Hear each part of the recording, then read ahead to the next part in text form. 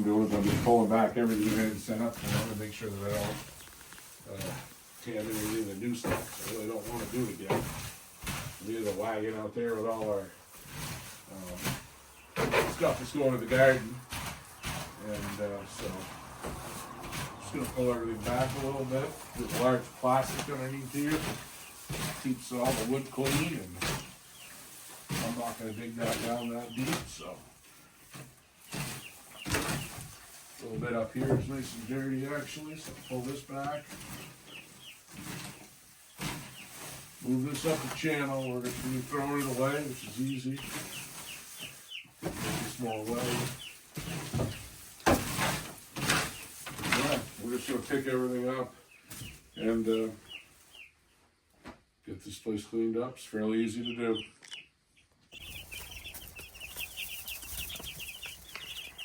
So our chicks are about 8 to 9 days old. We've had them for 7 days.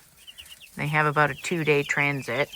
We got this one up here sitting on top of their heat panel. So these guys, we fill their water 3 times a day, fill their food twice, sometimes 3 times a day. They drink a lot. They eat a lot, which is good. That's what you want. We have 4 different heat lamps in here right now. And then we have this panel over here. That's a heated panel. They're supposed to be underneath it, but like I said, this guy is hanging out on top.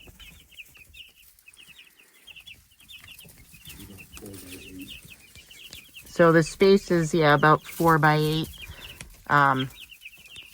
We have it set up so that it's enclosed on both ends with plywood. And then we have these pieces of plastic out here, which work really, really good because they insulate pretty well. They have kind of an air gap in them.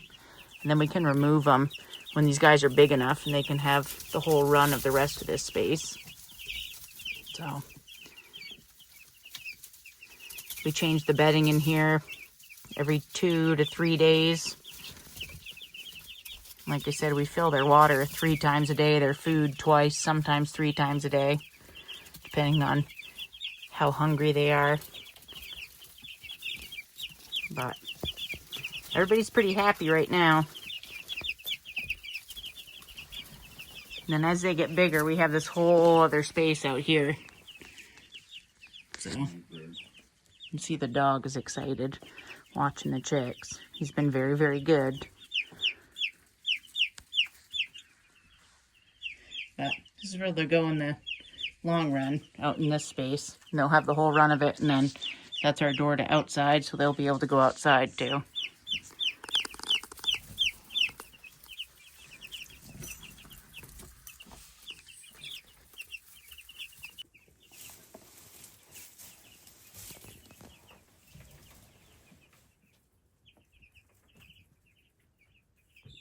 All right, so we've removed half the water and the food from the pen. And basically I'm going to rake out the top half of this until I get down to clean bedding. I put a large amount of bedding in here so that there's no coldness coming from the floor. We've been 41 all the way to about 32 degrees with these chicks in here. The walls aren't insulated, but we've got them double plywooded. And there's this beautiful plastic. There is on top a couple blankets. And we do have a bunch of lights. So it does work very well. We haven't lost anybody. As you see, these guys do not want to move out from underneath their little heat structure right now. And, all right, so I'm just going to pull this little bit of this forward. Hannah has been wearing a mask. We cleaned a chicken coop that was a little dirty and old and got some bad stuff going, so we don't want to do that again. So just going to pull this top off, come down in here. This is about the level. It's brand new almost. Make sure to get a large amount of this. Then we're just going to re-put this in here. We're using shavings, but underneath these shavings we got a very large amount of pine wood chips, and we got them cheap. They're working really well. So as you can see there, everything here now is pretty much clean. I'm going to pull this in. This is one of the garden. get composted. I might have took even a little bit more than I needed. But yeah, we're going to start to fill this side up and we'll see what goes on from there. All right. So these guys have all clean bedding now. All the waters are full, food's full. We'll come out and check in again in a couple hours before we go to bed. Make sure everybody's good. But in case you guys didn't know, this entire structure is made of recycled materials. So we've done meat birds before, but it's been a couple years since we've done them. This is actually our shed. So it's all recycled materials. It cost us literally next to nothing to build this. Then you look here and Marcus built us a nice little hopper for our chips and our straw. So we actually bought the chips for our Christmas trees.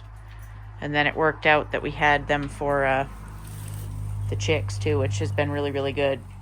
So we ended up getting 10, 12 yards for a really good price. And yeah, we've used them a bunch of places already in the garden, on our trees, and then yeah, for our chicks. So In our compost pile, a little bit we spill rots into the ground. You know, we just shovel right out through the window, which makes it really easy. We bring down our four-wheeler, we hook onto it, we take it to our organic garden. We like to let this sit sometimes for a year or two on top of and around our plants, and then we till it in, and we just keep the world moving.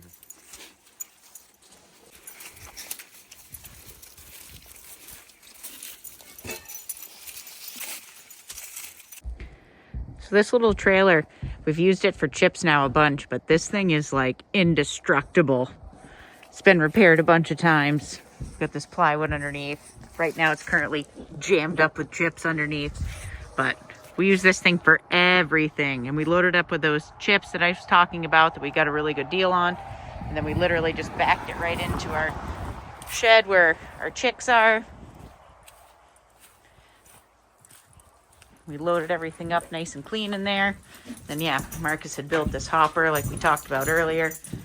We loaded the rest of them into there and used that tonight when we cleaned out the pen. So pretty simple setup. It's very easy for us. Come out in the morning, check on them. Halfway through the day, check on them. In the evening, check on them. And then yeah, in a couple weeks when it starts to warm up, we'll build them a little ramp to outside. And hopefully most of them will run around and have a really good 6 weeks of life.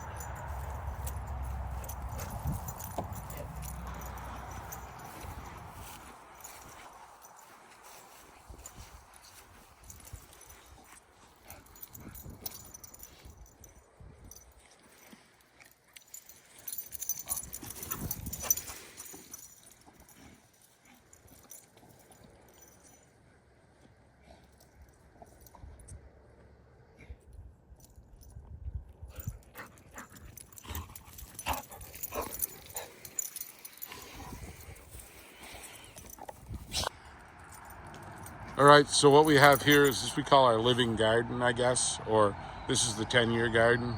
We use no fertilizer, no chemicals on this. We keep it covered a lot of the year to keep the weeds down, and we keep it covered when we're growing. But underneath here, there's a very large amount of maple trees, about 3 feet down, with a little bit of pine.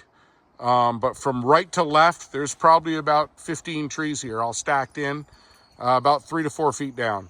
And then on top of that, we put a nice covering of a little bit of dirt, and it's all filled in around there. Then we went to a whole bunch of shavings. The shavings were largely maple with a little bit of pine again involved. So we have a little bit of acidity with a lot of nitrogen. On top of that, we went about 1.5 feet of horse manure. And then a lot of the local dirt, which is really, really bad around here, on top of that and mixed in to be able to make this grow. So we're on year 3 with this. It does amazing. The plants do amazing. We'll show you throughout this year how this looks. We're going to be pulling back our little planting spots and our canvases down there at the end and start setting this all back up again. But as you can see, we're still here in Northern Vermont. There is no leaves on the trees, guys. Like, take a look around. Like, all the maples, nothing has started. Look, they want to, but we have been so cold. It's been in the 40s again today, and we have like another 10 days of this. None of the fruit trees have started.